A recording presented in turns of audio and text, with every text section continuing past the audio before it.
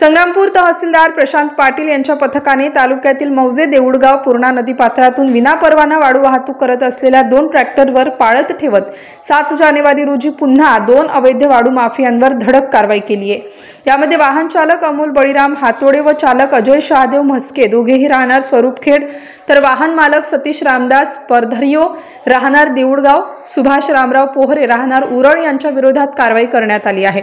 सदर कार्यवाही रवींद्र बोराखेडे मंडळ अधिकारी, प्रदीप नलावडे ग्राम महसूल अधिकारी, सुनील पुजदार सहाय्यक महसूल अधिकारी, विठ्ठल सेवागर वाहन चालक या महसूल पथकाने पाळत ठेवत केली आहे। दरम्यान तहसीलदार पाटील यांच्या विना परवाना वाहतूक करणाऱ्या दोन्ही ट्रॅक्टरला ताब्यात घेऊन तामगाव पोलीस स्टेशन येथे जमा करण्यात आले आहे। महसूल विभागाच्या पाळत ठेवून होत असलेल्या कार्यवायांमुळे वाळू माफियांचे चांगलेच धाबे दणाणले आहेत। 6 जानेवारी रोजी महसूल पथकाने पाळत ठेवत असताना संग्रामपूर तालुक्यातील पातुर्डा फाटा येथून पातुर्डा परिसरातील अंदाजे 2 ब्रास विनापरवाना वाळू वाहतूक एक अज्ञात लाल रंगाचे टिप्पर चालक पथकाला चकमा देत पसार झाले असता सुनील नामदेवराव जुनगरे नायब तहसीलदार संग्रामपूर यांच्या फिर्यादीवरून अज्ञात विना नंबरच्या टिप्पर चालकाविरुद्ध 5/2025 कलम 303(2) भारतीय न्याय संहिता 2023 सह कलम 21(1) खान खनिज अधिनियम 1957 नुसार पोलीस स्टेशन तामगाव येथे गुन्हा दाखल केला आहे।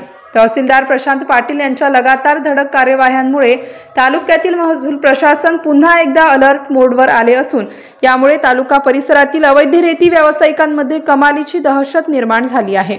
MCN न्यूज मराठी करिता रवींद्र शिरस्कार, संग्रामपूर।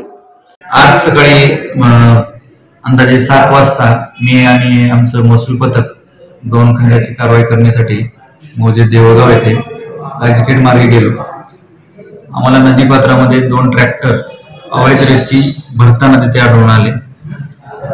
त्या 2 ट्रॅक्टरवर आम्ही तिथल्या स्थानिक लोकांच्या मदतीने कारवाई केली की 2 ट्रॅक्टर आम्ही इथे संग्रामपूरला घेऊन आलो आणि पोलीस स्टेशनला तिथे अटकाव करून ठेवलेला आहे।